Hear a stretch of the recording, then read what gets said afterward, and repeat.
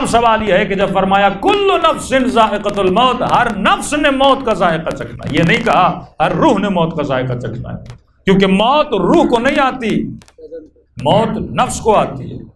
اب یاد رکھیے فرمایا جہاں جہاں قرآن میں لفظ نفس ہے، نفس سے مراد یہ ہے کہ مجموعہ بدن اور روح۔ خدا جب کہتا ہے نا نفس، مطلب دو چیزوں کا میلاب، روح اور بدن کا میلاب۔ جہاں پہ کہے نا قل الروح من امر ربی، وہاں سے مراد خدا روح کو بدن سے کیا کر رہا ہے؟ الگ کر رہا ہے۔ اب یہ فرمایا کہ کل نفس ذائقۃ الموت، ہر نفس نے کس کا ذائقہ چکھنا ہے؟ موت کا ذائقہ۔ کیا چکھنا ہے؟ ذائقہ۔ بھئی اگر ذائقہ ہے تو بتاؤ کیسا ہے؟ آپ نے کیا چکھنا ہے؟ ذائقہ۔ کیسا ہوگا ذائقہ؟ میٹھا ہوگا، کھٹا ہوگا، نمکین ہوگا، کیا سب کا ایک ہوگا؟ سوال ہے نا۔ اب میں ایک سیب لاؤں اور مومنین میں تقسیم کروں، سیب کو اگر مومن بھی کھائے تو وہی ذائقہ، منافق بھی کھائے تو وہی ذائقہ۔ سیب کا ذائقہ سیم ہوتا ہے۔ اب یہ نہیں کہ سیب یزید کھائے تو وہ کڑوا ہو جائے اور مومن کھائے تو میٹھا ہو جائے، نہیں، سیب ویسا ہوتا ہے۔ کیا موت سیب کی طرح ہے کہ جو بھی کھائے ذائقہ ویسا ہوگا؟ پہلی بات تو نہیں۔ دوسری بات یہ فرمایا کہ ہر نفس نے موت کا ذائقہ چکھنا ہے۔ اب سوال یہ ہے کہ جسے چکھا جاتا ہے وہ فنا ہوتا ہے یا چکھنے والا؟ میں نے آپ کو سیب دیا، گلاس میں پانی دیا، آپ نے پانی پیا، پانی کا ذائقہ لیا۔ اب سوال کریں گے کہ پینے جس کو پیا گیا وہ ختم ہوا یا جس نے پیا؟ میں نے آپ کو سیب دیا، آپ نے سیب کھایا، سیب ختم ہوا یا کھانے والا ختم ہوا؟ سیب ختم ہوا نا۔ فرمایا ہر نفس موت کا ذائقہ چکھے گا، مطلب تو چکھنے والا ہے، جسے چکھے گا وہ موت ہے، مطلب چکھنے کے بعد موت ختم ہو جائے گی، تو باقی رہ جائے گا۔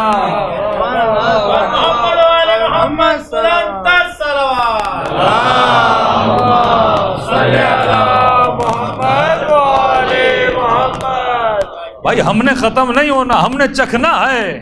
اب سارا معاملہ چکھنے پر ہے کہ چکھاوٹ کیسی ہوگی، ذائقہ کیسا ہوگا۔ یہ وہ سسپینس ہے جس میں انسان پریشان ہو جاتا ہے۔ کسی نے کہا مولانا مجھے ابھی نیند ہی نہیں آتی، میں نے کہا کیوں نہیں آ رہی؟ کہ مولانا اب اسی پریشانی میں موت کیسی ہے۔ یہ بھی ایک ڈپریشن ہے لوگوں کو بہت بڑا کہ کیسی ہے، کب آئے گی۔ پھر سوال کیا مولانا کیا پتہ چل جائے گا آئے گی؟ کیا ہمیں پتہ ہوگا جب موت آئے گی؟ تو میں نے کہا جو میں سمجھ پایا ہوں، میں آپ کو ایک چھوٹی سی مثال میں سمجھاتا ہوں۔ میں نے کہا خدا نے موت کی مثال رکھی ہے نیند سے۔ میں نے کہا آج تک تجھے یاد ہے تجھے کب نیند آتی ہے؟ بھئی کسی کو پتا ہے تو مجھے پتا ہے، مجھے تو آج تک پتا نہیں لگا نیند آتی کب ہے۔ ہم بستر پہ سونے کا ارادہ کرنے کے لیے جاتے ہیں، لیکن وہ گھڑی جس گھڑی میں نیند آ جاتی ہے وہ کسی کو پتا نہیں ہوتا، سڈنلی نیند آ جاتی ہے۔ وہ گھڑی کسی کو یاد نہیں رہتی، نہیں جاگنا بندے کو یاد رہتا ہے، سڈنلی آنکھ کھلتی، کسی کو نہیں پتا آنکھ کب کھلے گی۔ لیکن اصل وہ لمحہ ہے جب نیند آتی ہے، بالکل اچانک آ جاتی ہے۔ سیم آپ جب ہاسپٹل میں کسی آپریشن کے لیے جاتے ہو، جب آپ کو نشہ دیا جاتا ہے، وہ لمحہ یاد نہیں رہتا، کہتے بس آنکھیں کھلی تھی اور اچانک ہی بندہ آف ہو گیا۔ تو میں نے کہا موت بھی بالکل ایسے ہے، اچانک سے آتی ہے، بندے کو پتا نہیں لگتا، اور سیم کس کی طرح ہوتی ہے؟ نیند کی طرح ہوتی ہے۔ اس کا جو سارا سسپینس ہے نا، وہ سسپینس یہ ہے کہ اس کا ذائقہ کیسا؟ کیا منافق کا ذائقہ، دشمن علی کا ذائقہ، سلمان کا ذائقہ، حبیب کا ذائقہ، میں سمیت تمار کا ذائقہ، میرا ذائقہ، آپ کا ذائقہ کیا سیم ہوگا؟ موت سیب تو نہیں ہے کہ سب کا ذائقہ سیم ہے۔ اب آپ سوال کریں گے مولانا پھر موت کا ذائقہ کیسا ہے؟ علماء اخلاق فرماتے ہیں موت کا ذائقہ خدا نہیں بناتا۔ موت ایک ایسی چیز ہے اس کا ذائقہ خدا نہیں بناتا۔ تمثیل اس کی اس طرح دی، فرمائے موت کی مثال بالکل پانی کی طرح ہے۔ پانی بڑا کمال والی چیز ہے، اس کا کوئی رنگ بھی نہیں، اس کا کوئی خاص ذائقہ بھی نہیں۔ ہاں ہم جب بولتے ہیں نا میٹھا ہے تو میٹھے سے مطلب نہیں اس میں شوگر ہے، اس کو کمپیئر کرتے ہیں نمکین سے، تو عدم نمک کو میٹھا بولا جاتا ہے، حالانکہ وہ میٹھا نہیں ہے، پانی بے ذائقہ ہے۔ عدم نمک کو کیا بولتے ہیں؟ میٹھا۔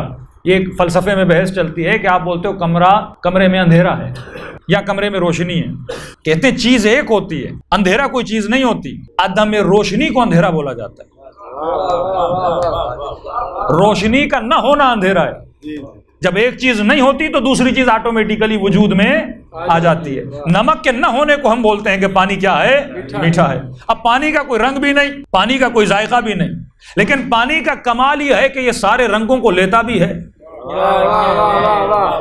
سارے ذائقوں کو اپنے اندر جذب بھی کرتا ہے. پانی میں نمک ڈالو تو نمکین، پانی میں شوگر ڈالو تو میٹھا، پانی میں روح افزا ڈالو تو لال. پانی میں جیسا رنگ ملاؤ گے پانی ویسا ہو جاتا ہے. فرماتے ہیں موت بھی سیم پانی کی طرح ہے. موت کا اپنا کوئی ذائقہ نہیں ہوتا. یہ 60-70 سال کی تیری زندگی اس پانی کو ذائقہ دیتی ہے.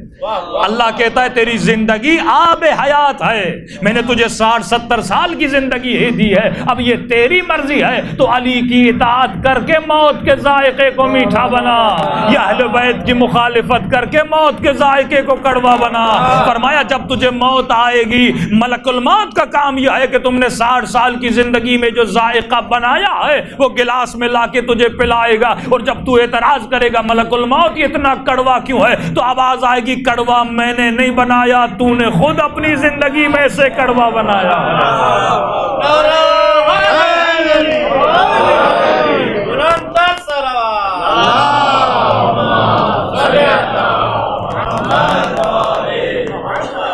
یہ ہم ہیں جو زندگی کے ذائقے کو بناتے ہیں. ابھی تک کوئی 50 کا اسے پتا ہوگا میں نے کیسا ذائقہ بنایا ہے. کوئی 30 سال کا جوان ہے اسے بھی پتا ہے کہ میں نے کیسا ذائقہ بنایا ہے. لیکن خدا کریم ہے، ایسا نہیں کہ ذائقہ بن گیا بدل نہیں سکتا. نہیں، اللہ کہتا ہے میں نے فلٹر بھی بنایا ہے، میں نے فلٹر بھی بنایا ہے. اب جیسے پانی گندا ہو جاتا ہے، مہنگے سے مہنگا فلٹر خریدو اور پانی ڈالو تو پانی کیا ہو جاتا ہے؟ صاف. اب تو وہ ٹیکنالوجی آ گئی کہ واش رومز کے گندے پانی کو بھی، تو میں تو UK گیا تو میں پانی نہیں پی رہا تھا، کسی نے کہا مولانا یہی سارا پانی جاتا ہے صاف ہو کے گھروں میں آتا ہے. میں نے کہا ہمیں تو منرل واٹر پلاؤ یہ پانی صاف کر کے. لیکن ٹیکنالوجی ہے، اس پانی سے وہ گندگی کو نکال کے کیا کر دیتے ہیں؟ فلٹر کر دیتے ہیں. جس طرح بادل سمندر کے پانی کو فلٹر کر کے میٹھا بنا کے گراتے ہیں. تو اللہ کہتا ہے کہ اگر تو نے ذائقہ بگاڑا ہے تو گھبراؤ نہیں، میں نے فلٹر بھی بنایا ہے. میں عام فہم سہم میں فرماتا ہوں کہ دیکھو فلٹر 2 طرح کے ہیں. اللہ کہتا ہے ایک فلٹر سیلف فلٹر ہے، یا تو خود اسے صاف کر، اور ایک فلٹر میں نے برزخ میں لگایا ہے. وہ فلٹر بڑا خطرناک ہے. یا مرنے سے پہلے اپنے ذائقے کو میٹھا بنا کے آ، اور اگر مرنے کے بعد تو نے میٹھا بننا ہے تو وہ فلٹر عذاب ہے. وہ فلٹر وادی برہوت ہے. 2 وادیاں ہیں نا، مرنے کے بعد ہماری ارواح یا وادی سلام میں جاتی ہیں یا وادی برہوت میں. ہمارے آبا اجداد، دادا دادی، نانا نانی جتنے مرحوم ہو گئے، اب یا کوئی وادی برہوت میں ہے یا کوئی وادی سلام میں ہے. اب وادی سلام میں جانے کے لیے فلٹریشن ضروری ہے، اور فلٹر کرنے کے لیے وادی برہوت میں جانا ضروری ہے. سمجھو وہاں پہ پروسیس ہوتا ہے. اب آپ سوال کریں گے کہ مولانا یزید کہاں ہے اس وقت؟ وادی برہوت. شمر کہاں ہے؟ وادی برہوت. اب شاید کوئی یہ کہے کہ بھائی میں تو علی کا ماننے والا، میں تو اہل بیت کا ماننے والا، اللہ مجھے اس وادی میں کیوں بھیجے گا؟ کہ دیکھو علی کے ماننے کا فائدہ یہ ہے کہ 1000 سالوں سے یزید اس وادی میں ہے، پر یزید کی فلٹریشن نہیں ہو رہی. اہل بیت کے ماننے کا یہ فائدہ ہے کہ اللہ اس وادی میں بھیج کے تجھے کیا کرتا ہے؟ صاف کرتا ہے. یہی شفاعت کا کانسیپٹ ہے کہ جب قیامت ہوگی نا تو جتنے اہل بیت کے ماننے والے ہیں وہ جنت میں جائیں گے. جنت میں کیسے جائیں گے؟ وادی برہوت میں صفائی کر کے قیامت کے دن انہیں صاف ستھرا کر کے اٹھایا جاتا ہے. لیکن وہ صاف ستھرائی بڑی مشکل ہے، وہ عذاب بڑا گھمبیر ہے. تو فرمایا یا تو خود کو دنیا میں فلٹر کر یا اللہ تجھے فلٹر کرے گا. اب دنیا میں نے خود کو فلٹر کیسے کرنا ہے؟ تو علی نے دعائے کمیل کا فلٹر دیا ہے، ابو حمزہ سمالی کا فلٹر دیا ہے، دعائے عرفہ کا فلٹر دیا ہے. بندہ فلٹریشن کرتا ہے کس کے ذریعے سے؟ توبہ کے ذریعے سے. تبھی فرمایا ہر شب جمعہ اپنے لیے بھی دعا کر، اپنے مرحومین کے لیے بھی دعا کر. ایک جرمنی کا مومن 72 ایئرز اولڈ تھا اور جم کرتا تھا. کہتے مولانا 72 سال کا ہو گیا، آج تک نہ سر میں درد ہوا ہے نہ کسی ڈاکٹر سے گولی لے کے کھائی ہے. میں نے کہا بھائی کون سا نسخے پہ عمل کرتے ہو؟ کہا ایک تو مولانا باڈی بلڈر ہوں، ڈیلی ورک آؤٹ کرتا ہوں، لیکن ہر شب جمعہ جتنے مفاتیح الجنان میں اعمال بتائے گئے ہیں، جیسے دعائے کمیل ہے، 2 رکعت نماز مغفرت ہے، کہتا ہے جتنے اعمال ہیں وہ صورتیں جو شب جمعہ مخصوص ہے، شب جمعہ اللہ کی رحمتیں نازل ہوتی ہیں، کہتا ہے وہ ساری چیزیں پڑھ کے سامنے ایک پانی کا جگ رکھتا ہوں اور پڑھنے کے بعد اس پہ کیا کرتا ہوں؟ دم کر دیتا ہوں، اور یہ پانی میں پورا ویک اپنے دوسرے پانی کے ساتھ ملا کے پیتا ہوں، اور اس پانی کے صدقے میں مجھے کوئی بیماری نہیں ہوتی. یہ سائنٹیفکلی بھی ثابت ہوا ہے. جب آپ بسم اللہ الرحمن الرحیم پڑھ کے پانی پہ پھونکتے ہو تو پانی کے اندر جو ہیں اس کے جو مولکولز ہیں ان کی شکل کیا ہو جاتی ہے؟ بدل جاتی ہے. یہ سائنٹیفکلی آزمایا گیا. فرماتا ہوں مولکولز کی جو شکل ہوتی ہے وہ ٹیڑھی ہوتی ہے، لیکن بندہ جیسے بسم اللہ پڑھتا ہے تو ان کی شکل خوبصورت ہو جاتی ہے، اور یہ بدن میں جا کے انسان کے وجود کو کیا دیتے ہیں؟ فائدہ دیتے ہیں. تو خدا نے یہ جتنی چیزیں آپ کے لیے رکھی ہیں آپ کے فائدے کے لیے رکھی ہیں. آپ نماز پڑھتے ہو، آج ثابت ہوا ہے جو بندہ، مولا علی فرماتے ہیں ہمارے شیعہ لمبے لمبے سجدے کرتے ہیں، اور سائنس نے ثابت کیا کہ جب آپ کا سر سجدے میں جاتا ہے تو آپ کے بلڈ سارا کہاں پہ آتا ہے؟ برین میں آتا ہے. اس بندے کو کبھی بھی برین ہیمریج نہیں ہوتا، کبھی بھی الزائمر نہیں ہوتا، کبھی بھی دماغی بیماریاں نہیں ہوتی، کبھی بھی میموری اس کی لاس نہیں ہوتی. تو یہ جتنی چیزیں اللہ نے رکھی ہیں یہ بندے کی وجود کو بچانے کے لیے رکھی ہیں. تو فرمایا ایک فلٹر ہم نے رکھا ہے توبہ کا فلٹر. اور کتنا دنیا میں مشکل ہوتا ہے رولانا. ہنسنا دنیا کا آسان ترین کام. دنیا میں کامیڈی شوز ہوتے ہیں، مشکل ترین کام ہوتا ہے رونا. اور اس رونے کے لیے بھی، اور اس رونے کو آسان بنانے کے لیے بھی خدا نے حسین جیسا امام کا وسیلہ دے دیا.